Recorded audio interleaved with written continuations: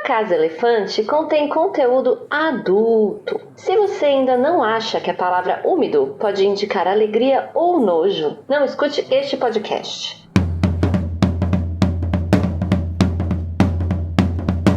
Olá, sejam bem-vindos à Casa Elefante. Puxe uma cadeira, pede um café e vem discutir a obra de J.K. Rowling capítulo a capítulo com a gente. Hoje, o 21º capítulo de Harry Potter e a Ordem da Fênix, O Olho da Cobra.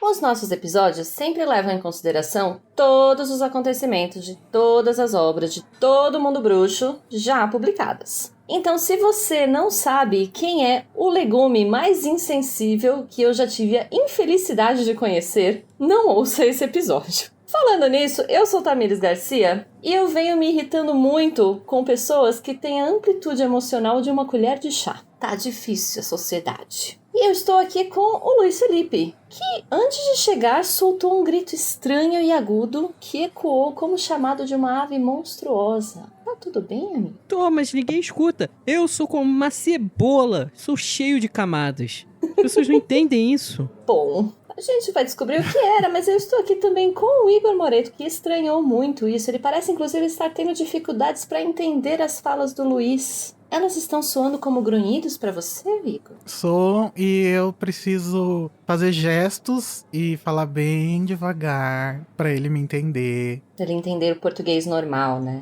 Eu tenho dificuldade de enxergar ele como um humano. E nessa nota de alegria, nós vamos hoje falar sobre racismo estrutural, beijos úmidos, Que delícia. beijos molhados Ui. e ataques no meio da noite. Nossa, quanta água. Igor, conta pra gente, se os ouvintes quiserem entrar em contato conosco, como que eles fazem? Os ouvintes já estão carecas de saber que a gente está em todas as redes sociais como a Casa Elefante e que também temos os nossos grupos do Telegram e do Discord. No Telegram a gente tem umas conversas mais desorganizadas, no Discord a gente tem canais separados para cada coisa e uma novidade agora que é o canal de Fórmula 1 pros ouvintes héteros, né, Luiz? Ah, tinha que ter, né, gente? Tudo É bom. nosso momentinho. E às vezes a gente fica lá conversando até altas horas sobre qualquer coisa, ouvindo o episódio da semana, jogando RPG, tudo de bom. Vocês encontram todos os links para todas essas coisas que eu mencionei aqui na descrição do episódio. Então agora vamos para o meu momento favorito, que é o duelo de resumos. Sempre é o meu momento favorito quando eu não tenho que participar. Lacrou. Parabéns, amiga, pela conquista. Obrigada, a classe trabalhadora vence mais uma vez.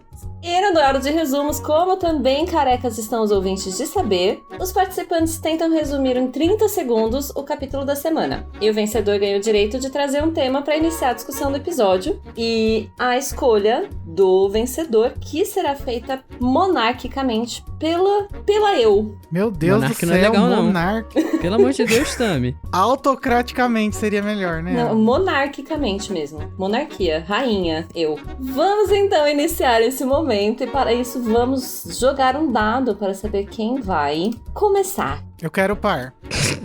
Tá bom? 3, então Igor escolheu feio, escolheu rude. Perdi. Luiz, que vai decidir quem inicia. Você quer começar, Luiz? Ou você quer que o Igor comece? Não sei. Eu fiquei com pena que o Igor perdeu no dado. Você queria começar, Igor? Eu acho, por mim, tudo bem. Qualquer... Que eu fico menos nervoso. Pode ficar em segundo, você que sabe. Tudo bem. Eu prefiro que eu fico menos nervoso. Então vamos lá! Igor Moraito, você vai tentar fazer um resumo de 30 segundos do capítulo O Olho da Cobra em 3, 2, 1, já! Esse capítulo contém muitas coisas num só. Então começa com a Hermione falando que tentou convencer o Hagrid a planejar as aulas de uma forma mais conservadora, não conseguiu. Eles vão pra aula do Hagrid, lá tem a inspeção da Umbridge, racista, desgraçada, vagabunda, que fica gesticulando como se ele fosse imbecil. Daí depois a gente tem alguma coisa que eu esqueci. O negócio da sala precisa, eles vão... Ai, meu... Caralho! Ai, eu tava tão feliz que eu tava conseguindo, daí eu me perdi. Mas você foi bem, amigo. Você ficou na parte que interessa ali do cerne do racismo estrutural. Mas não falei nada sobre o que o nome do capítulo diz, né? A gente pode pensar sobre isso na avaliação. Levar isso em consideração. Então agora vamos para o Luiz. Você está preparado, Luiz? Deixa eu tomar uma tacinha de conhaque pra eu me sentir bem pra isso daí. Vamos lá. Então, terminando a sua taça, você vai tentar fazer um resumo de 30 segundos do capítulo O Olho da Cobra. Em 3, 2, 1... já. Hermione quer ajudar o Hagrid a dar aula, mas o Hagrid quer seguir o ensino dele. Ele vai lá mostrar pra todo mundo os testralhos. A Umbridge fica falando em baleiês com o Hagrid. Eles voltam, o Harry fica com saudade da AD. Aí ele vê como o pessoal tá evoluindo. Tem Harry Christmas feito pelo Dobby. Ele esquece de avisar a Hermione que o Dobby tá usando todas as toquinhas. Eles ficam conversando, o Harry beija a Cho. Depois ele vai contar pros amigos. Depois ele dorme, ele tá sonhando com a Cho. Ele tem um pesadelo e o Sr. Weasley tá sendo atacado. Voldemort. Aí ele chama Minerva e todo mundo... Ele vai lá pra Minerva e a Minerva leva ele pro Dumbledore e é isso daí. Caralho! Deu exatamente 30 segundos, Galvão Bueno! Se o Luiz não ganhar esse, realmente... real ouvindo a narração de futebol. No final teve até o gol. Cara, deu dor de cabeça. Não consegui respirar. Nossa, lacrou, Luiz. Caralho. Lacrou demais. Nossa, inclusive a piada do baleiês... Muito bom. Ótimo. E conseguiu sem fazer... Sem fazer som... Onomatopeia. Mas não tinha, esse capítulo não tinha teve o gol onomatopeia. no final, com a onomatopeia ainda. É verdade. Mas foi uma onomatopeia que, assim, tava faltando, 4 segundos, ele só preencheu os 4 segundos com a onomatopeia. É porque era ou onomatopeia ou falo que rolou no capítulo. Os dois não dava. Então eu acho que temos uma vitória clara pro treinamento de Galvão Bueno feito aqui pela Casa Elefante para o Luiz Felipe. Meus parabéns. Graças a Deus. O Lino Jordan brasileiro. Nunca foi falta de talento. Sempre fui roubado. Mas tá aqui, ó. Tá aqui, mãe, consegui. Receba. Daí na edição eu boto eu ganhando.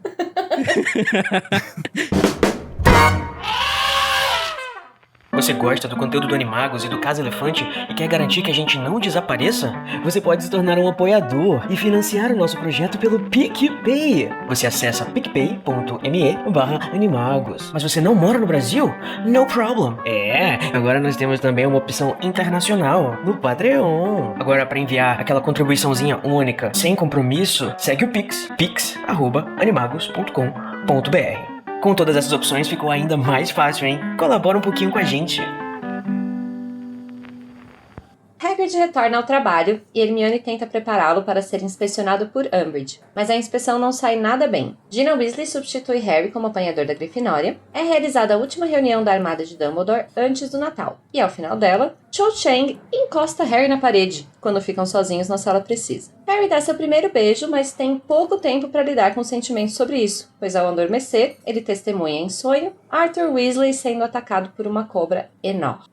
Então, Luiz, por onde você quer começar essa discussão? Por aí mesmo ou vamos por tirar onde? o mais pesado, assim, logo, de primeira. Vamos sentar agora pau logo na Umbridge, que ela merece, que eu tô com ódio dessa mulher. Tô com sangue nos olhos. Carrinho. Tô com sangue Merece. nos olhos. Gente, a Umbridge é bom porque a gente pode destilar todo o nosso punitivismo, né, nosso ódio, num personagem ficcional. Feito Pra para gente isso. não fazer isso na vida real. A Umbridge foi Exatamente. feita pra ser odiada, né? Ela tem uma construção, assim. E, gente, é uma construção que é incrível como funciona bem, que o ódio que você tem, por ela, você consegue retirar um pouco disso, e até no filme você consegue ter ódio por ela. É absurdo como ela é boa de odiar. Sim, mas vale o protesto que no filme eles tiraram muito do racismo dela, né? Sim, com certeza. Porque será? O telespectador não estava preparado para a discussão? Com certeza. Gostei. Eu acho que essa nuance mais profunda da narrativa, ela é cortada naturalmente, sabe? O pessoal fala, isso aqui não é muito importante, porque não vê a profundidade do que tá sendo feito, né? O que acontece, eu acho que também muito dessa nuance que a gente tem dela são em capítulos onde ele não tem um peso muito grande. Diferente desse, que tem um peso grande. Mas assim, são nuances mesmo, jogadas aqui, um pouquinho ali, um pouquinho aqui. E quando você vai destilar isso pra fazer um filme de 2 horas, não tem como você encaixar tudo isso, sabe? Assim, eu reclamo, mas é que eles, nos filmes, eles tentam focar muito especificamente no Harry, né? Também. E as coisas que o Harry observa, o filme deixa um pouco de lado, porque senão ia realmente ficar, todos os filmes ia ter 50 mil horas. E também a narrativa, tanto dos livros quanto do filme, é um pouco diferente. Sim, mas é que o que eu acho que é problemático é que justamente esse tipo de coisa precisa de uma leitura mais aprofundada pra gente olhar. Com certeza. E aí, quando você vê uma cena dessa, passa batido, você fala, não é importante colocar isso no filme, e tira, o que é natural, mas é um negócio que faz falta, porque justamente tendo essa cena a gente tem uma nuance maior pra analisar, né? Nesse capítulo fica muito claro que a narrativa antirracista, né, que tá ali na Amber, é a pessoa mais detestada do universo fazendo coisas explicitamente ligadas ao racismo, né? E a Hermione chega até a falar preconceito, né? A palavra preconceito. Eu acho esse capítulo em si também, ele é muito bom de reafirmar isso.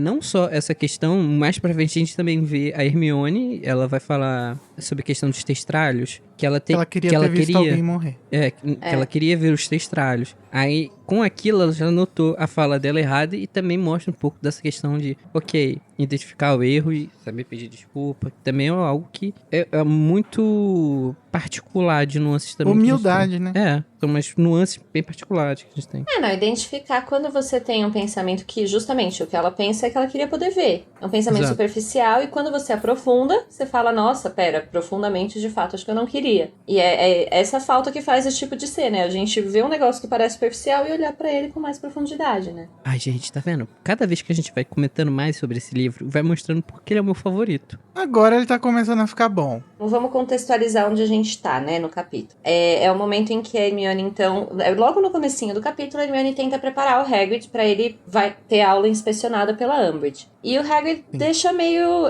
Ele não dá muita importância, né? Porque a Hermione tem a dizer... Meio negacionista, um pouco. Assim, não, tá tudo bem. Mas eu vou defender. Eu vou defender também. Sabe por quê, Tamires?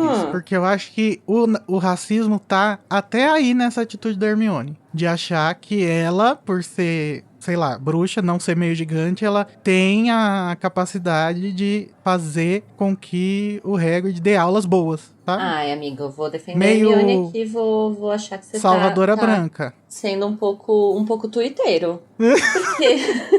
Não, porque eu acho que a preocupação dela é justamente de tentar mostrar a gravidade que é a Umbridge. Não é ensinar ele a dar aula, é falar assim, olha só, presta atenção nessa mulher que ela vai te prejudicar. E é isso que ele tá meio que não dando importância. A preocupação dela é justa. Eu acho que superficialmente é isso. Só que eu acho que, assim, não tô querendo dizer que é de propósito, nem que isso, nossa, isso acaba com a benevolência da Hermione. Mas eu acho que no fundo tem também um pouquinho, assim, sabe?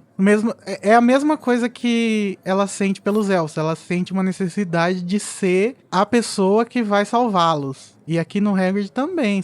Quer dizer, isso pode ser analisado assim, né? Não tô querendo dizer que seja a mesma coisa. Eu não sou tuiteiro, Tami, por favor. A Hermione, ela tem uma cobiça de querer ajudar. E com isso ela acaba errando. Eu não acho que aqui tenha sido um erro. Mas eu acho que é um detalhe que a gente pode analisar sob essa ótica também. Faz sentido. É um traço de personalidade dela, né? Que talvez esteja. E que é um pouco, assim, desse lugar liberal, né? De atuação no mundo. De levar a palavra correta para o mundo. Da democracia. Mas, ao mesmo tempo, eu não acho que seja... Que essa seja a preocupação dela em si. Ensinar ele a dar a aula. É mais... falar pra... Não querer perder ele, não só como professor, né? Como amigo, porque a Umbridge, como a gente vê no futuro, ia querer tirar ele do castelo. Então, assim, pelo amor de Deus, se comporta na frente dela, só na frente dela. E eu entendo essa preocupação, sabe? E assim, ele não é qualquer pessoa. O Hagrid, ele tem um conhecimento muito grande sobre animais perigosos e criaturas. Então... eu acho que é justamente por isso que o Hagrid tem a dificuldade de aceitar. Porque ele pensa, eu sei mais, essa é uma criança e eu sei o que eu tô fazendo. Então, eu entendo o Hagrid não aceitar. Não acho que ele tá sendo irracional nem nada. Tá sendo negacionista. Mas não é negacionista, porque ele não sabe da Umbridge, né? Tanto que ele tem a surpresa, né? Então, mas é o que ela vai tentar explicar pra ele. Vale lembrar também que na cabeça do Hagrid, ele tá realmente ensinando algo que é importante pra eles. Então, não tem porquê, não tem o que de errado que ele tá fazendo na cabeça dele, entende? Porque pra Sim. mim também não tem o que de errado. O que tá errado é não ter o currículo, né, do Mac bruxo que ele tem que seguir. Se bem Sim, que isso atualmente segue até o sendo um currículo erro. do Mac tá ruim, né? Vale lembrar. Não, porque os professores de Hogwarts, eles são jogados lá na escola e falam assim, deem aula. Dê aula. Minerva, dá aula de transfiguração. Falou? Tchau. Pois é, e aí por isso que ele não acha que ele tá errado, né? Mas uma outra coisa que eu queria comentar dessa cena também, antes de chegar na Umbridge, é o Draco. Porque antes dela chegar, né, na floresta, o Draco já começa já assim, ai, você tem certeza que esses animais são domesticados? Porque não seria a primeira vez que você traz bichos selvagens pra aula, não é mesmo? Eu não li com esse tom, amiga. Eu li como se ele tivesse realmente com medo. Eu também. Por causa do Bicus.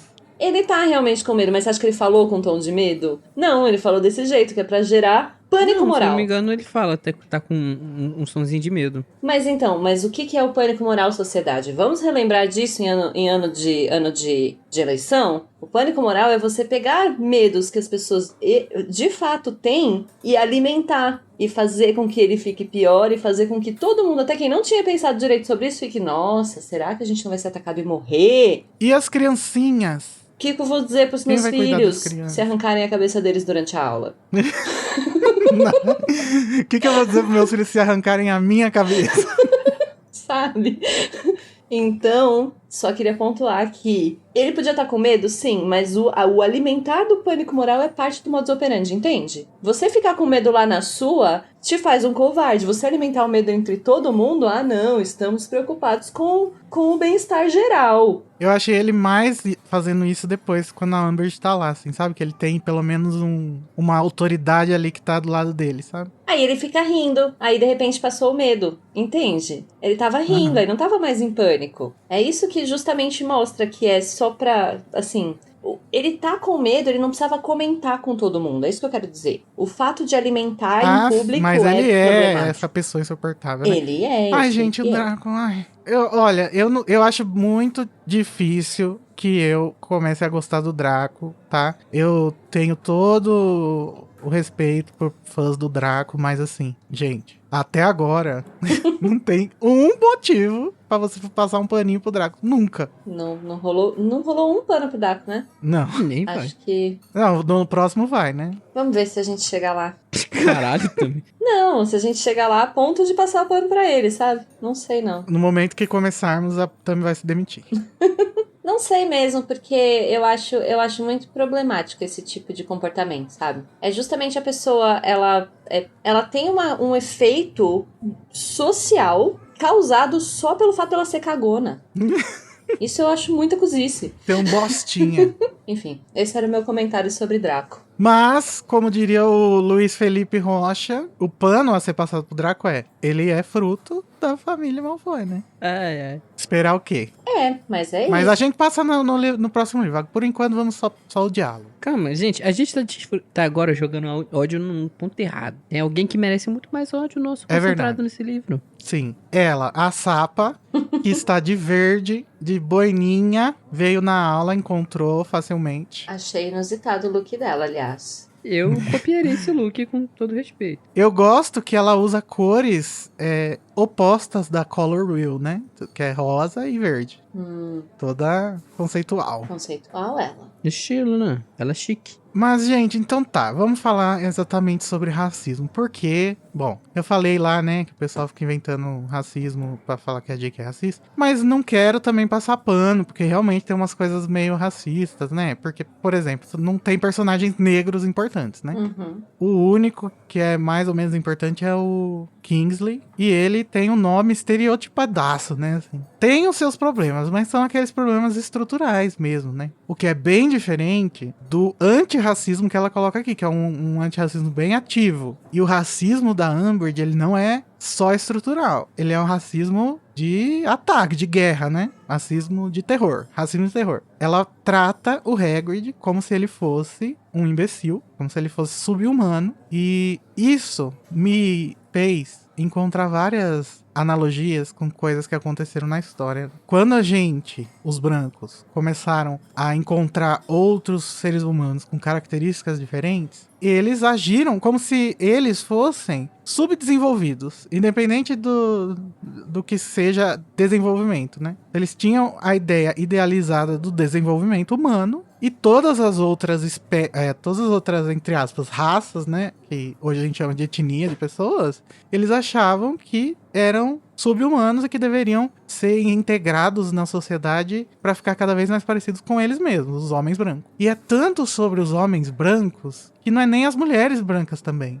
Porque quando foi feito o direito o início dos direitos humanos era direito do homem. Inclusive os ideais de liberdade, que são ideais de liberdade para Sim. homens brancos. Liberdade para o homem branco. Inclusive, uma coisa interessante é que uma das pessoas que lutou contra essa especificidade do direito do homem e também a favor do voto da mulher, da liberdade da mulher, era uma mulher chamada Olímpia. Olha só que coincidência.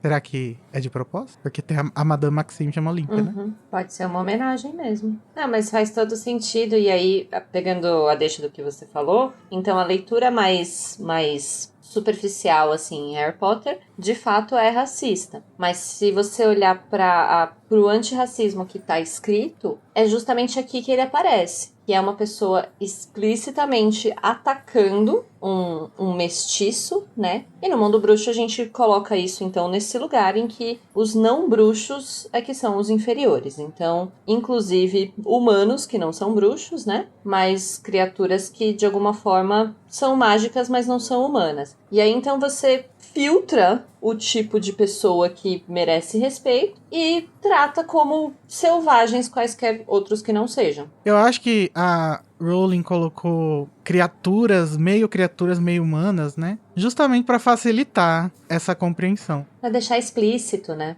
Quanto mais humano a pessoa tipo o Hagrid, o Dobby, mais a gente se empatiza, né, com eles. E aí faz com que a gente entenda o racismo que é jogado em cima dele. E se fosse simplesmente uma coisa racial de humano para humano, talvez as crianças não pegassem com tanta facilidade. Então eu acho que é uma ótima tática. Sim, e é absolutamente revoltante o que ela faz aqui. Primeiro, a forma como ela fala com ele, como se ele não conseguisse entender. E isso é uma coisa que eu acho que a gente precisa falar, que tem a ver com o sotaque dele, que não tem na tradução pro português, né? Mas que no livro original, todas as falas do Hagrid são com sotaque, que é um sotaque mais semelhante ao sotaque irlandês, escocês, ali um pouco mais ao norte.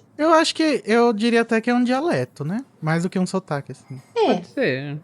As discussões linguísticas sobre dialetos e sotaques que eu não vou saber dizer qual dos dois que é. Mas o ponto é que, de fato, ele fala inglês. Então, a gente pode considerar um sotaque, né? E aí, então, justamente, você agir como se fosse uma língua estranha, ou animal, ou selvagem, ou qualquer coisa, como se ele não falasse ou não entendesse, já mostra onde ela coloca ele. E pior, ela ainda subverte aquela hora, sabe? Que ela coloca assim, os alunos têm medo de dizer que estão intimidados, alguma coisa assim. Porque não tá seguindo a narrativa que ela tá querendo escrever, né? E ela vai criando essa narrativa na frente dele, assim, mostrando claramente qual é a posição dela. E o Neville, o asqueroso. reizinho, falando, não, eu não tenho medo não, sua vaca. E ela, tá bom, senta lá, Cláudia. Deixa eu falar aqui com os fascistas da Sonserina, então. Deixa eu falar, essa atitude do Neville eu achei muito legal, que é uma das poucas vezes onde a gente vê o Neville se impondo. Dá mais pra alguém que, no caso, é superior, em muitas aspas, a ele, né, porque ela é professora. Mas ele tá se impondo bastante nesse livro, desde quando o Malfoy falou o negócio lá dos pais dele. É o que eu tô falando, é legal ver ele se impondo assim mais, que é algo que a gente não tava, que até, sei lá, a última vez que ele se impôs foi no primeiro livro. Então teve uma... mostrando essa evolução do Neville que eu também gosto. Eu gosto muito da persona Neville. Mas enfim, sim, uma figura que supostamente intimida, né? A Umbridge, querendo ou não, intimida. E ele se coloca ali. Mas Só pra concluir, eu fico muito, muito, muito revoltada com essa parte por causa da falta de vergonha na cara de fazer essas coisas, sabe? Assim, Essa cena, né, que ela tá essa fazendo aí. cena, exatamente. Tipo, justamente quando um racista sai do armário é assim que ele age. E eu acho revoltante. Eu vou recomendar aqui o vídeo da Rita Von Hunt, que ela fala sobre humanidade, que é de praticamente da onde eu tirei várias leituras que eu fiz para essa questão. Lá, ela fala sobre o caminho que a filosofia percorreu para entender o que seria um ser humano, né? E como que o que é entendido como ser humano é uma coisa muito limitada à nossa estrutura econômica liberal, né? Então, o ser humano, ele é a pessoa livre. Então, por um tempo, os escravos, por exemplo, não eram. As mulheres não eram. Hoje em dia, teoricamente, todo mundo é. Mas será que é de fato? Teoricamente, sim. Esse é o ponto. Porque a gente vive negando esse nosso passado, né? Em que a gente achava que outras pessoas não eram tão livres quanto nós, os homens brancos. Então, a gente não repara isso nunca, né? Exatamente, até porque a conquista dessa tal liberdade veio com muita luta social, né? Então, com muito, muito esforço, as pessoas conquistaram algum espaço dentro desse escopo em que se colocam os homens e mulheres agora livres. Mas até que ponto que esse espaço foi cedido e até que ponto que ele vai ser retirado, né? Essas lutas sociais, elas conquistaram espaços, mas eles não são permanentes e coisa não tá...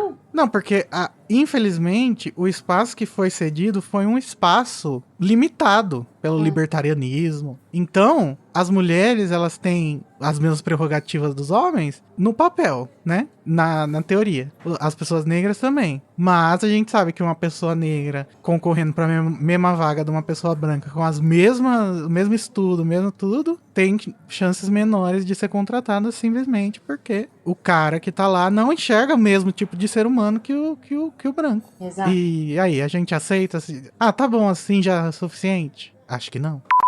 Oi, gente, aqui quem fala é o Igor do futuro, ou do passado. É do seu passado, mas do futuro da gravação. E eu vim avisar que o áudio do Luiz deu algum problema, que eu não faço a menor ideia do que aconteceu. E vai ficar meio ruim de ouvir, mas eu peço perdão. Infelizmente, não temos como consertar isso, porque o Luiz deu uma pausa, porque agora ele tá reformando a casa dele. Então, vai ter que ser assim mesmo, mas dá pra entender o que ele fala. Graças a Deus. Então, vou voltar pro podcast.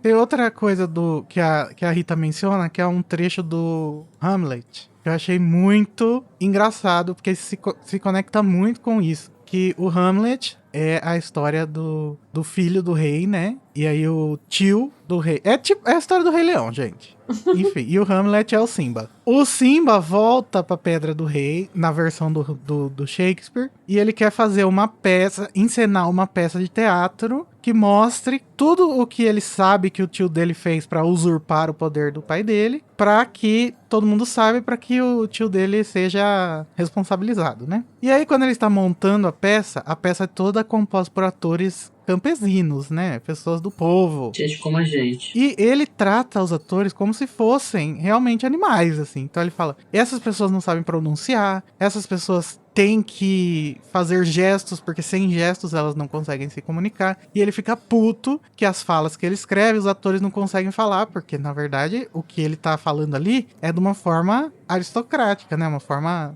da realeza. E os campesinos não conseguem mesmo falar assim. E é muito isso que a Amber está fazendo aqui. Ela inclusive fala, né, sobre isso. Não consegue se comunicar sem gestos. Sendo que ela também tá fazendo gestos pra se comunicar com ele. É muito bizarro. Mas ela tem essa premissa, faz os gestos pra ele, e aí depois quando ele responde, aí ela comprova a própria teoria. O que é a base desse tipo de, vamos dizer, darwinismo, né? Social, assim. Que é você achar... Você ter uma premissa na sua cabeça e comprovar no mundo com a sua própria cabeça, não sei, enfim. Na minha concepção, né? O que a Bridget faz, ela só quer confirmar o viés dela. Ela vai forçando. Ela vai falando, você fez isso, você é assim. E ela vai forçando essa narrativa em cima de você até o momento que você age dentro dessa narrativa. E ela usa essa fração de momento para justificar a narrativa que ela já estava criando e te incluir nela. Uhum. Sim, mas isso é o problema do idealismo. Ela tem idealizado na cabeça dela, não o idealismo do jeito que a gente usa hoje em dia, né? De tipo a coisa ser ideal, perfeita. Mas o idealismo do que vem da ideia, né? O que vem da sua cabeça, que não tem base em nada material. Então ela pensa que o gigante é isso e ela já chega com isso lá, esperando isso. Então ela já enxerga todos esses problemas que, se a gente for parar pra pensar, não são problemas. Ela pergunta, você acha difícil entender o que o Hagrid fala? E a aluna responde, às vezes tem dificuldade. Mas a gente sabe que não tem, né? Que toda vez ela entendeu o que ela falou, o que ele falou. Porque ela pergunta pra uma aluna muito específica, que são alunos da Sonserina. Não, é a Parvati que fala isso, vagabunda. Parvati. Porra, verdade. Não, mas é porque a questão é que você... Aí entra o meu viés de análise de discurso, porque a pergunta é formulada para receber uma resposta já querendo, assim. Você tem dificuldade para entender o que ele fala? Você até pensa, considera na sua vida assim, às vezes pode ser, quem sabe, então é sim, então beleza. Você formula a pergunta de um jeito que você já sabe qual vai ser a resposta. E se não for a que você quer, você pergunta pra outra pessoa, sabe assim? Como ela fez com o Neville, por exemplo. Isso é uma coisa que eu encontrei pesquisando aqui sobre histórico da colonização da Irlanda, que o aristocrata Geraldo de Gales, ele colocou assim no inquérito, digamos assim, que ele fez, quando ele chegou na Irlanda, que o povo utilizava os campos para o pasto, mas que pouco era cultivado e menos ainda era semeado, e que o problema não era a qualidade do solo, e sim a falta da indústria por parte daqueles que deveriam cultivá-la. Mas se a gente parar para pensar, ele está pensando num modo de produção capitalista, onde as pessoas fazem e plantam coisas para acumular.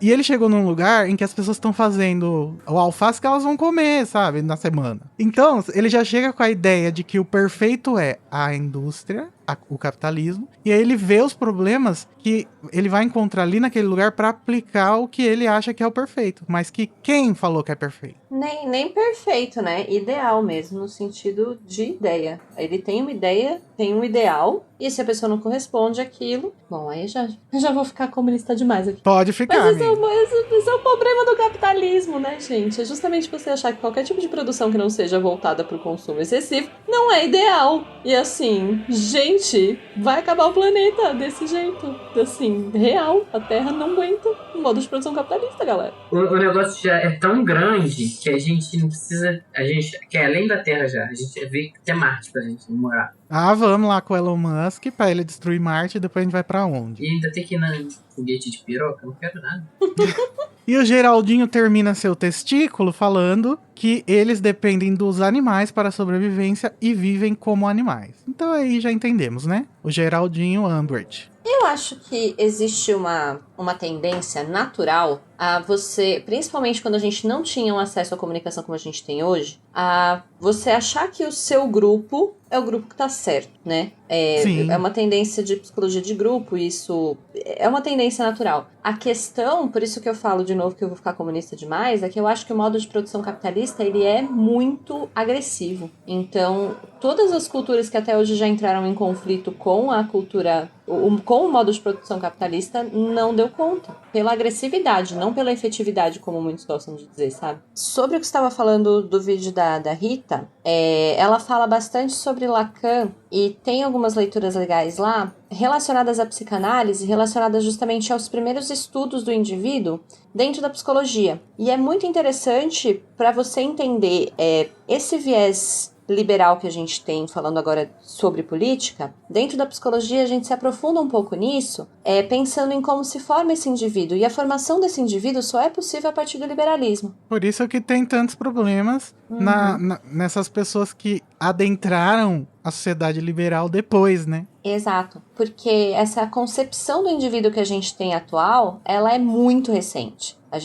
Isso não era muito comum. Então, assim, se você parar para pensar, por exemplo, estamos já ouvi falar em alguns momentos, epidemia de depressão, né? Esse tipo de problemas que assolam o indivíduo foram gerados nesse modo de produção também, sabe? Não que não existisse depressão antes, o que eu quero dizer existe um agravamento e precisa se olhar para ele. É uma bola de neve, né? Porque exatamente. A pessoa não consegue produzir o tanto que ela acha que deve, e as pessoas ficam enfiando na cabeça dela que ela tem que ser mais produtiva, mais produtiva, mais produtiva. Tanto ela não consegue que ela acaba ficando improdutiva, quanto ela acaba ficando zero produtiva, porque ela não consegue lidar com toda essa demanda, né? A demanda é individual, a exigência é sobre o indivíduo, e necessariamente ele se sente impotente se ele não corresponde. Então tem toda uma carga em cima do indivíduo, que é uma carga historicamente recente. A gente tem ouvintes que são da psicologia que podem falar disso um pouco melhor. Eu só queria pontuar isso para, se alguém quiser se aprofundar, que eu acho que é um assunto bem interessante também quando se fala sobre problemas sociais, a gente pensar no indivíduo nessa sociedade. É importante também olhar para essa parte da psicanálise que a Rita fala no vídeo dela. E ela dá umas indicações bem legais lá, de livros. Tem algum outro hate pra jogar em cima da Umbridge? Ai, gente, olha...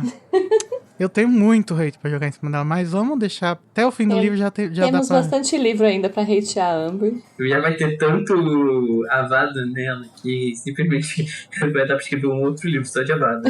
Provável. Porque tem mais uma parte que é relevante dessa aula, além desse show de horrores, que são os testralhos. Que Harry finalmente descobre quem são os testralhos.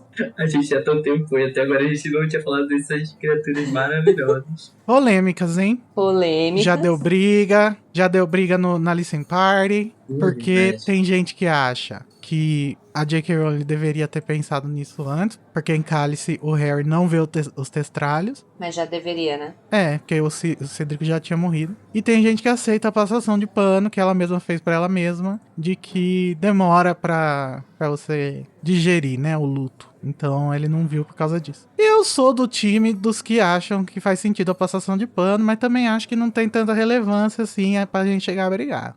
Uhum. Eu acho que é um furo de roteiro, mas eu não acho que é um furo de roteiro que me incomoda. Dá pra ter essa explicação do processo de luto e pensar, ok, foi um furo de roteiro que foi explicadinho e passar um paninho e seguir a vida. Eu acho que afirmar que é um furo de roteiro, aí já é demais. Eu acho que a gente não tem como saber se a Rowling realmente pensou. Aqui o Harry já viu a morte, mas ele não vai ver o terceiro porque ele ainda não processou a morte do Cedrico. Uhum. Não tem como saber. Então pode ser tanto um furo quanto pode não ser. E ela, enfim, não importa. Sim, eu tô falando o que eu acho. Na minha opinião, é um furo de roteiro. Eu acho que ela só pensou nos testralhos escrevendo o quarto livro. Eu também E acho. ficou esse furo e ela justificou dessa forma. Mas de toda forma, ainda que sendo ou não sendo, não me incomoda. Não é uma coisa que eu acho que faz diferença pra narrativa.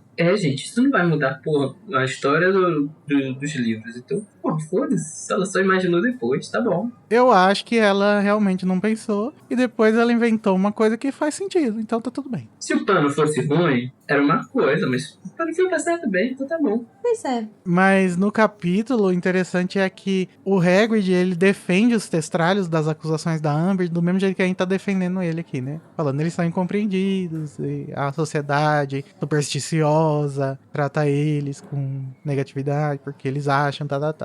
Tem essa coisa de tentar desmistificar essa superstição, né? E essa relação dos testralhos com a morte. A morte é um mal social muito grave em muitas culturas, não apenas na nossa. Então faz sentido que eles sejam associados a maus agouros, né? Já que eles são associados à morte. O gato ser considerado azar, que é uma explicação maior, um exemplo mais realista que esse. O gato preto. No episódio passado, o pessoal tava se perguntando se todos os testralhos do mundo são dóceis ou se só os domesticados pelo Hagrid, né? Mas pelo jeito, pelo texto aí, parece que são, né? Assim, se você não chegar batendo, nem nada assim. Ah, mas não me parece que é uma criatura... É uma criatura que vive no mundo. Se ela é domesticada, ela é dócil. Se ela não é, ela vai olhar e falar, meu Deus, um humano, acho que ele vai me matar, vou matar de volta. Sei lá, se você encontrar por aí um leão, talvez ele te mate, mas se ele for domesticado, talvez não. Compreende? Eu acho que nem tanto, porque se você for pensar, não são muitas pessoas também que vão ver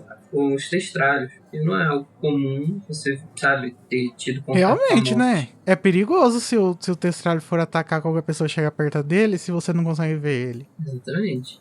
Então, por natureza, eles devem ser criaturas que se sentem razoavelmente seguras, porque eles não se sentem vistos. Ai, gente, a invisibilidade social dos testralhos. Precisamos problematizar isso. Eles são invisíveis.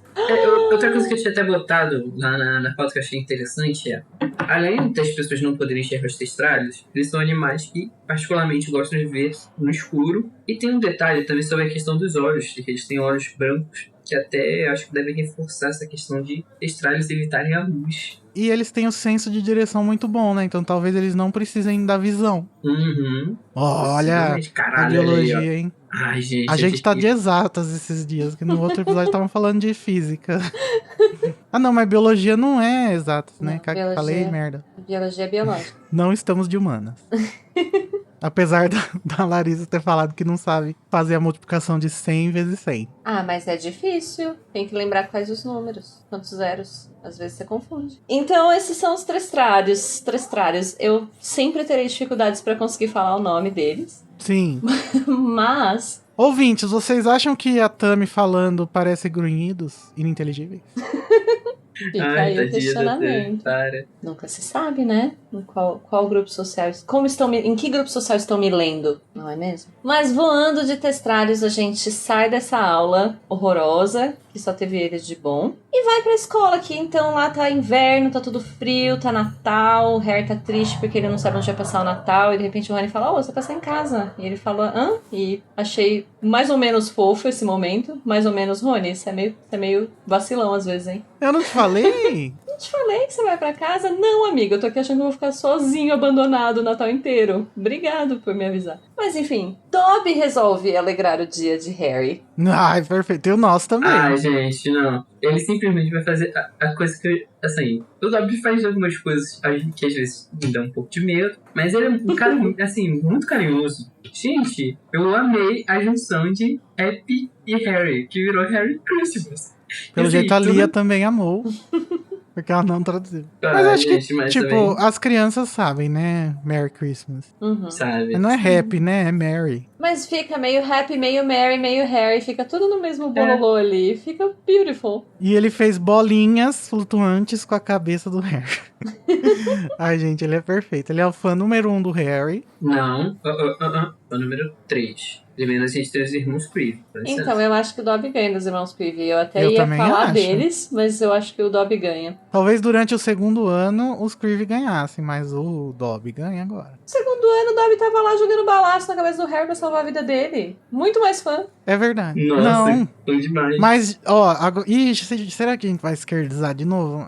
O Dobby, ele tem um apego pelo Harry, porque o Harry foi o agente da libertação dele, né? Ele tem lealdade ao Harry, ele tem uma coisa de servidão, né? Dá pra problematizar, mas a gente já problematizou isso bastante também. Mas eu acho Ai, que vamos sim, deixar pra outro capítulo. Sim, eu acho que tem a ver. Ele é muito, muito fã e tem uma coisa de adoração aí que não é muito saudável. Mas o Harry Christmas ficou tão fofinho. Ficou. Cara, eu quero fazer. É meu aniversário e do filho é perto do Natal, dezembro, né? Se eu não me engano, a diferença do meu filho é de 10 dias. Eu quero fazer uma festa de fim de ano nosso e usar bolinhas com a cabeça de Harry Potter, assim, Harry Christmas. Essa vai ser a Vamos festa de fim fazer. de ano da nossa firma. Não, e vale lembrar que as coisas que vão acontecer com o Harry ali nesse fim de ano na AD é engraçado. Vai acontecer de tudo. Simplesmente ele tá lá esperando, né? Que lá, poxa, quero dar aqui, né? Socializar. Aí vem a melhor pessoa que a gente socializa possível. Vem a nossa Luna Lovegood. Nossa, muito bom de socializar com ela. Ai, gente, eu acho o Harry muito babaca com a Luna. Eu seria muito aquela pessoa que da corda, ela ia começar a falar, os narguilés. Você foi um nargas? Eu ia puxar um assunto com ela e ia bater uma Isso é bullying, viu? Não é, eu ia escutar Quer expor ela. na menina ao ridículo. Não ia expor ela ridículo, eu ia ficar só escutando ela. Eu ia escutar o que ela tem a falar. Inclusive, Luiz, no episódio do Leão e a Cobra, você ficou contra o chip Luna e Rony, mas eu acho que é uma coisa que a J.K. Rowling quis criar, sim. Eu não acho que é invenção do Code. Vamos voltar nesse assunto, não.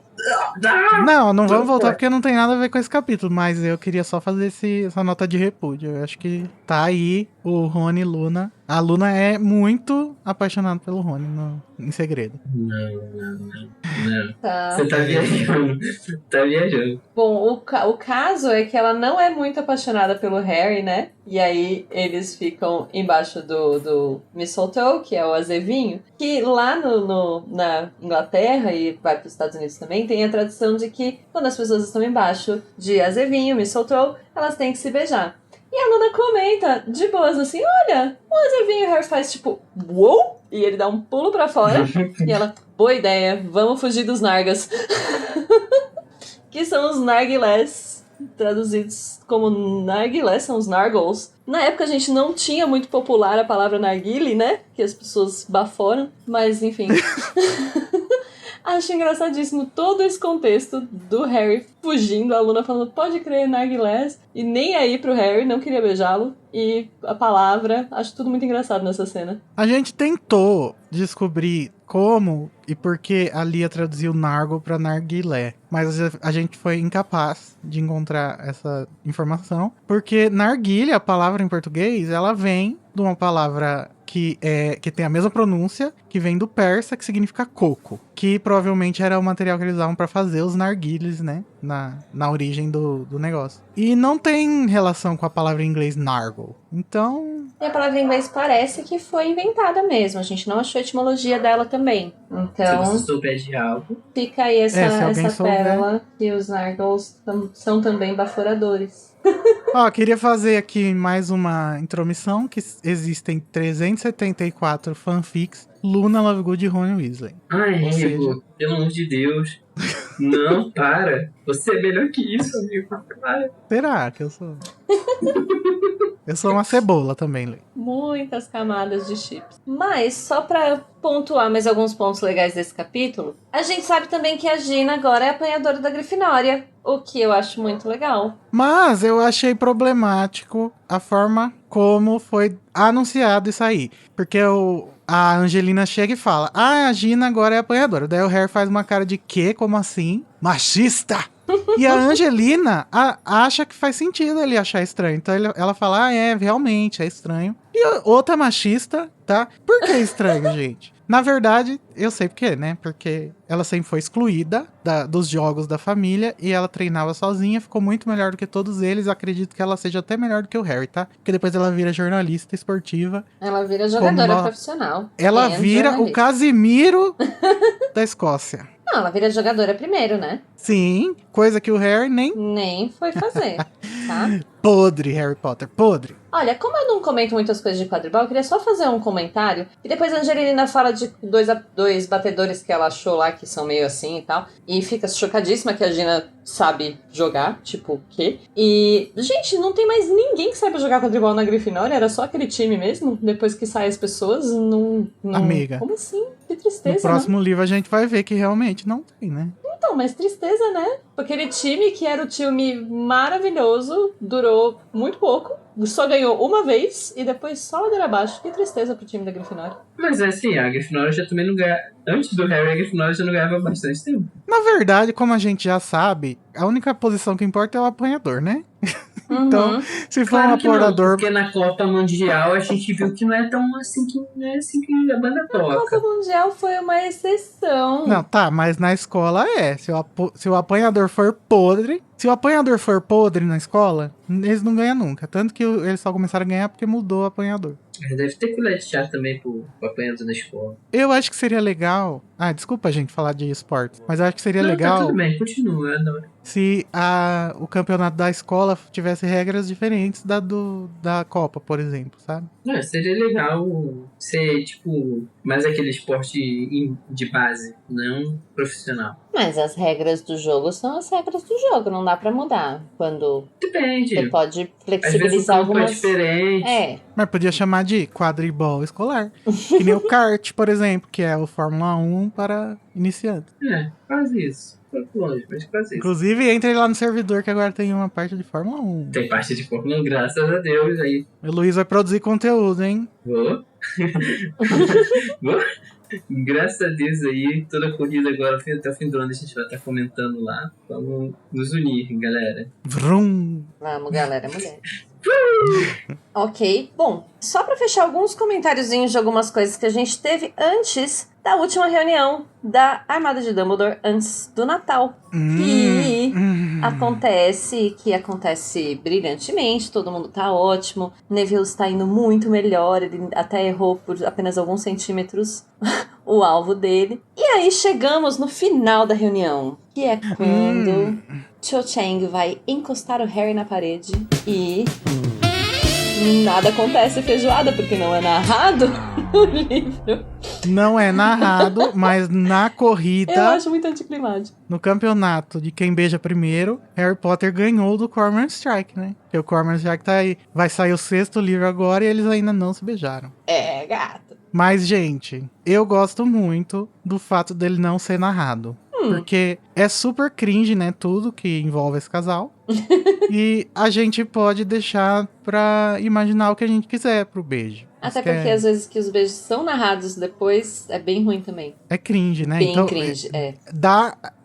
a falta da narração dá oportunidade pra gente imaginar ele de uma forma que talvez não tenha sido, mas que seja mais bonitinho. Até porque eu fiquei só agora, nesta última releitura, que eu me atentei ao fato de que ela narra que o Harry sobe pro dormitório meia hora depois. Ele ficou meia hora lá, agarrando o Cho-Chang. Ah, gente, depois do primeiro beijo. O segundo Rala, vem, hein? rala.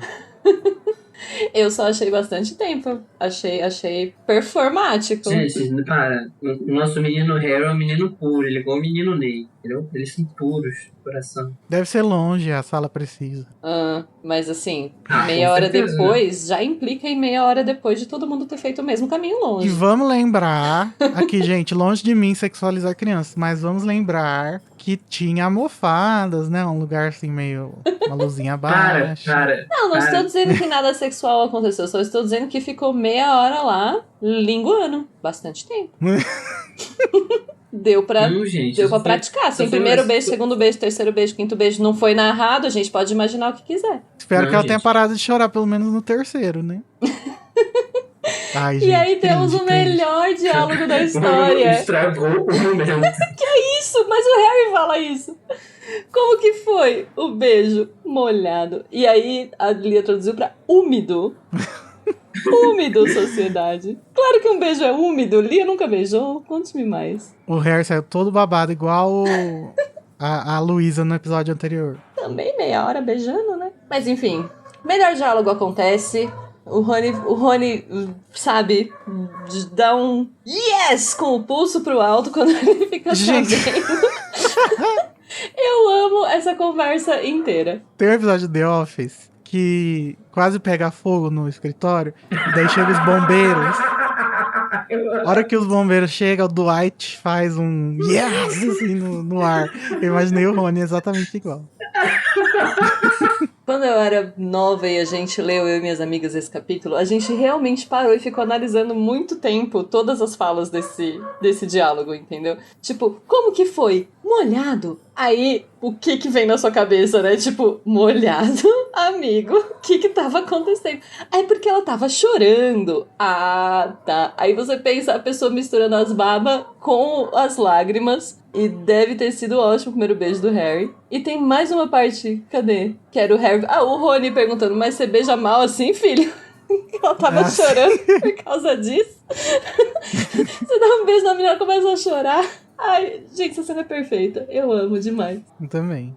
E o Harry é super insensível, né? Ele, assim, tudo bem que foi muito estranho ela ter começado a chorar ali do nada, falar do Cedric, num momento que, obviamente, estava levando ao romance deles. Daí, de repente, ela começa a chorar, é estranho e tal. Mas o Harry, ele não consegue entender, né? A complexidade.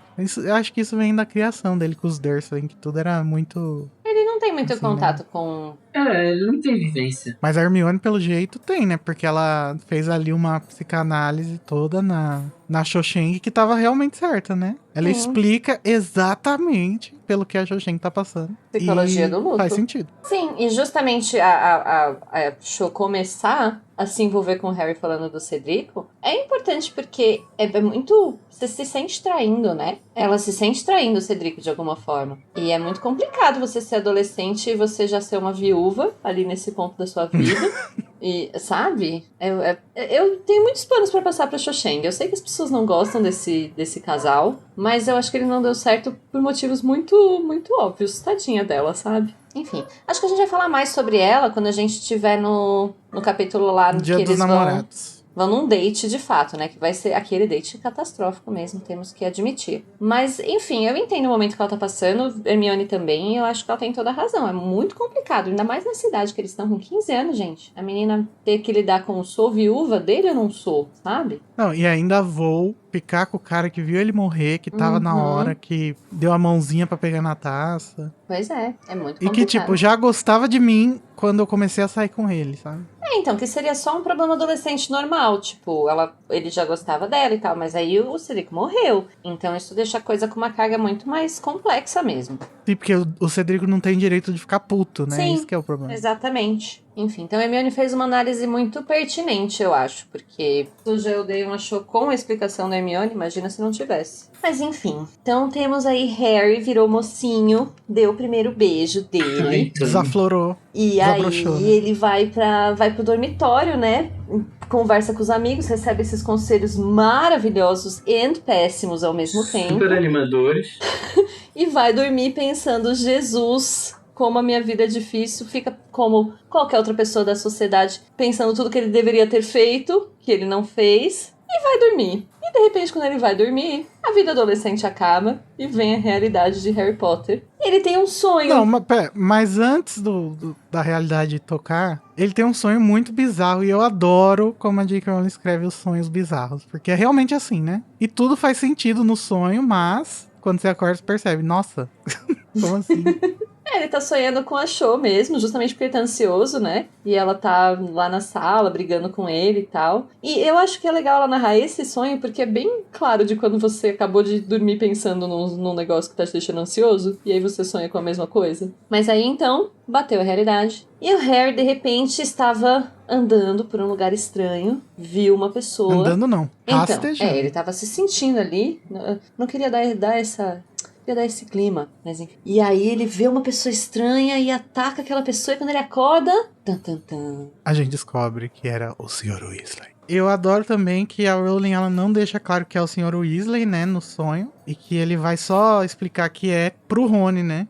Ele fala, seu pai, não sei o quê. É, que ela só fala um homem, né? Ele ainda fica receoso até de contar. E o Harry tá desesperado de todo jeito, porque foi uma pessoa atacada, né? Mas depois que a gente sabe que é o Sr. Weasley, ainda fica pior. Fica meio, meu Deus. Ah, fudeu, Natal, fudeu. Eu nem tinha pensado na questão do Natal. Na minha cabeça tava tipo, puta, Sr. Weasley, meu Deus, meu Deus, meu Deus. Na verdade vai ser melhor, né? Porque daí eles vão passar o Natal lá com o É o Sirius. que o Harry queria na realidade, né? O Harry queria passar o Natal com o Sirius. Egoísta, né, Harry? Queria que o Sr. Weasley fosse atacado pra passar o Natal com o Sirius. E digo mais, quem mandou essa cobra lá atacar não foi o Voldemort, foi o Harry. Foi, porque ele Mentira. tava controlando ela. Na verdade foi o Dumbledore, né? Como a gente sabe. Mas é que o Dumbledore manda em tudo que o Harry faz, né? Sim, Sim. é o porco. Parou a barra. Brincadeira, viu, gente? KKK. KKK, humor e piadas. Mas o que eu queria falar sobre, então, quando o Harry acorda, né? É que ele tá vomitando de dor na cicatriz, o que me dá muita dó. Sim. E justamente, assim, tem todo aquele conflito que tá acontecendo há um tempo lá no dormitório, né? Que tem o Gino e o Simas Gino. que não acredita no Harry. E justamente, assim, esse tipo de reação física e claramente algo aconteceu é suficiente para as pessoas repensarem algumas coisas, né? Eu acho muito interessante certeza. quando a narrativa faz isso. E a narrativa mostra como foi assustador pra todo mundo no quarto, que tipo, ele não só acorda e vomita, ele acorda e ele está cercado pelo pessoal do Sim, dormitório. porque a gente tá se debatendo, né? Tá todo mundo ali assustado. Eu acho muito... É importante pontuar só, assim, que a reação que ele tem, ou quem tem contato com ele, começa a perceber a realidade, né? Começa a perceber Uhum. que ele tá falando a verdade sobre as coisas. É uma situação muito alarmante pra todo mundo ali. E o único que foi tomar uma decisão decente foi o Neville, né? Que foi chamar a McGonagall. Kingo. Muso Enquanto- da sabedoria. Sabe, aquele negócio, enquanto tava todo mundo filmando pra postar no TikTok, olha, aconteceu em Hogwarts. O Neville Não, foi lá gente. o único que tomou uma atitude. Se o Neville fosse o menino que sobreviveu, o escolhido, as coisas não aconteceriam da mesma forma, porque ele ia procurar ajuda dos responsáveis. Com certeza. Às vezes poderia ter sido até melhor, né? Mas quais responsáveis? Dumbledore. Mas é o que eles Não, vão porque o Harry fazer. fica com essa frescura de que, não vou falar com o Dumbledore porque, não vou incomodar ele, né? O Neville não, ele vai... Não, mas ele foi falar com a McGonagall. Será que a McGonagall dorme na torre da Grifinória? Deve dormir. Interessante, né? Mas eu achei uma decisão boa, porque assim, se o Neville ainda tivesse sendo alívio cômico, ele agora teria trazido alguém tipo, sei lá, alguém nada a ver? Teria trazido um ave doméstico, alguma coisa assim, sabe? Ele tinha trazido pirraça, sabe?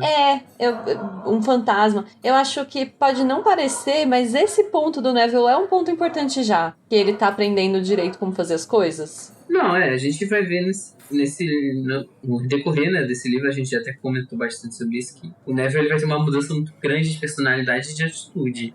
Sim, mas é que eu acho que tá, assim, tem as coisas mais óbvias e tem essas que são menos óbvias. Tipo, se essa cena fosse no primeiro livro, o Neville ia trazer o Pirraça, sabe assim? Ele trouxe a pessoa certa, que é uma pessoa da Ordem da Fênix, que era quem era pra trazer mesmo. Ele tá atento ao que tá acontecendo no mundo. E acho legal. Não trouxe pensadamente uma pessoa da Ordem, né? Aconteceu que ela é da Ordem. Aconteceu de ser, mas... Entende que não era um elfo doméstico? Sim. Ele não chamou o Dobby pra ver o Harry. Além do muso da sabedoria, Neville tem a musa da empatia, a professora McGonagall, que fala, eu acredito em você, Potter. Palmas pro McGonagall. Cara, ela representou muito nesse filme. É isso aí, tem que acreditar na vítima. Inteiro pra ela. Apesar que a vítima é o Sr. Weasley, né? Mas... é isso aí, McGonagall lacrou, por acolher nosso menino. Mas aí McGonagall vai fazer o que Harry está temendo há muito tempo, que é levar ele para ver o diretor. E assim acaba, cliffhanger. E assim, próximo episódio daqui a 3 anos na Netflix. A gente volta com o episódio de 3 horas e meia. E aí esse capítulo acaba e ele acaba bem aí, né? A gente não tem muita coisa mais sobre o sonho. Então a gente quer saber de vocês, o que vocês acham dos nossos devaneios, das nossas opiniões impopulares. A gente militou demais. A gente militou demais. Tem que abaixar a bola. A gente defendeu os testralhas demais. Tem que cancelar o cancelamento. Tem que cancelar os canceladores. Comenta com a gente. Comenta no Telegram, comenta no Discord, comenta em todas as redes sociais. Umbridge de verde. Vai pro look ou não vai pro look? Legal ou não? Umbridge de verde é um sapo a mais ou apenas uma mulher elegante? Comentem aí embaixo. Fiquem agora com uma mensagem comercial de um dos nossos patrocinadores. Este episódio é um oferecimento da Dobby Decorações. Agora agenciado e com sua tenda no Beco Diagonal número 444, Dobby, o elfo doméstico livre, está à disposição da sua festa. Olá, senhor! Como posso servi-lo? Faça um orçamento e garanta já os serviços de Dobby com a promoção de inauguração, onde você leva, além da decoração, uma lista de trocadilhos com o seu nome e o nome do feriado ou data especial. Além disso, Dobby também oferece telas a óleo abstratas baseadas em formas humanas, serviços de faxina para depois da festa e, caso dê tudo errado, ele tem planos de fuga até mesmo de lugares insalubres, como porões de mansões fascistas. Vem fazer seu orçamento, aceitamos roupas. Venha visitar a Dobby Decorações no Beco Diagonal 444 e faça já o seu orçamento. De elfo para bruxo, Dobby Decorações. Dobby o elfo livre faz decorações. Dobby Decorações.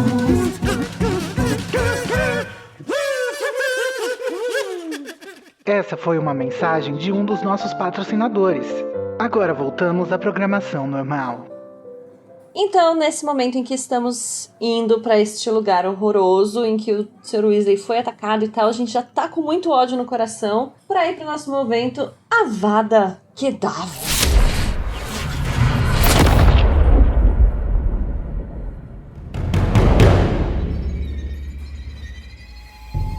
E com ódio no seu coração, Luiz, em quem você vai dar esse avada? Eu vou mandar meu avada naquela vagabunda da Dolores. Pretena. Simplesmente, tudo que ela faz é horrível, tóxico, radioativo, nuclear. E simplesmente minha vontade é pegar assim, minha palma da mão bem aberta, sentar assim, ó, bem no ouvidinho dela. Este podcast Caralho. não incentiva a violência gratuita. Cara, como alguém pode ser tão detestável nesse nível? Ah, ódio. Nossa, meu Avada seria forte. Se bobear, pode até ricochetear depois de bater nela. Tão forte. Acho que ela sentiu. Acho que a roupinha verde dela tá destruída nesse momento. Combinou, né? Com a Avada. Sim. E você, Igor? Eu vou garantir o Avada do Draco, né? Ai, graças a Deus, eu tava preocupado com isso. Apesar de que a Dolores, ela merece muito os Avadas, mas eu vou ter que dar o Avada no Draco, porque ele não pode ficar sem. Concordo. Filha da puta, bostinha, nojento. Acho justo. Não dá pra não ter uma vada pra ele. Só porque ele É. tá no capítulo, né? Então, ele merece. Sim, até quando eu botei no meu Avada, na pauta, e eu não vi a de vocês, eu fiquei preocupado. Opa, será que vão deixar o Draco sair impune hoje? Não, nunca. Graças a Deus, Igor sensato. Talvez ele fosse sair impune, porque meu Avada também não tem como não ir pra Dolores. Gente, eu tenho muita raiva dessa cena toda. É muito. Me dá muita vontade de militar. Sim. Todo esse contexto me dá muito ódio. Eu não consigo ler esse capítulo sem pensar em todas as problemáticas do colonialismo e do racismo e de tudo isso. Não consigo. Então vai ser um Avada duplo, mas a gente garante o do Draco aí pra balancear.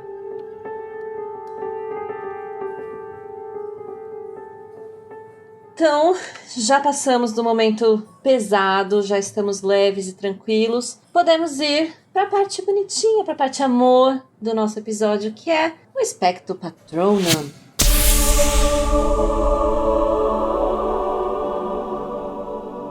Começando pelo Igor agora. Olha, gente, eu vou ter que dar o patrono pra mamacita J.K. Rowling, porque, gente, você precisa ser muito foda pra escrever esse diálogo da Umbridge com o Hagrid e não ficar exagerado, porque não ficou, e conseguir causar ódio na gente e conseguir causar o senso de injustiça que ele foi escrito pra causar, sabe? Eu gosto muito, e simplesmente por ele me dar tanto material pra eu Militar.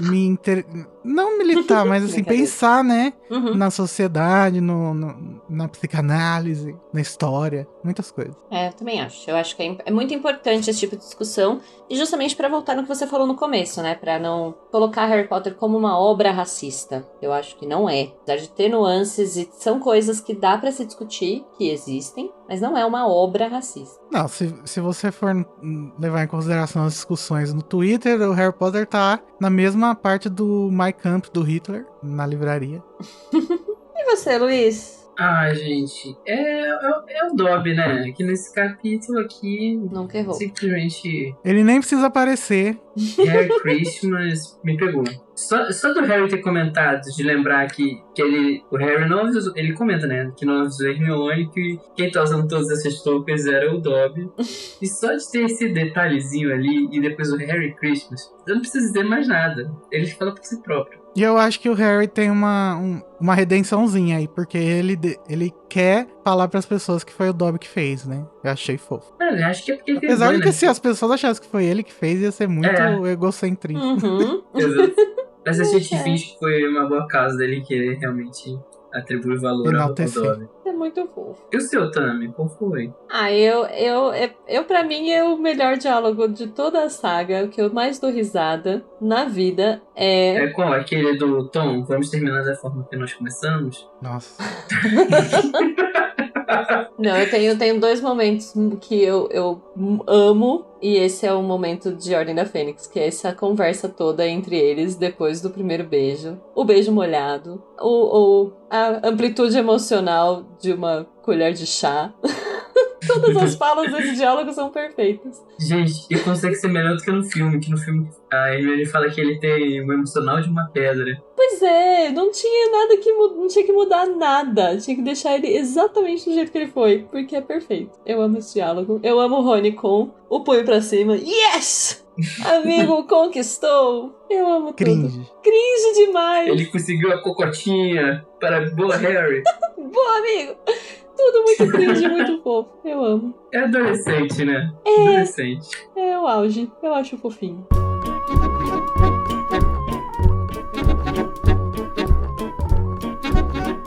Agora que a gente já engoliu o racismo da Inquisidora, demos beijo na boca e tivemos nossos sonhos interrompidos pela realidade. E nessa realidade, inclusive, Arthur Weasley está desmaiado, destruído. A gente tem que levar esse homem ao hospital sem fungos para doenças e acidentes mágicos, que é o nosso próximo capítulo. Uhul! Tchau. Tchau, gente!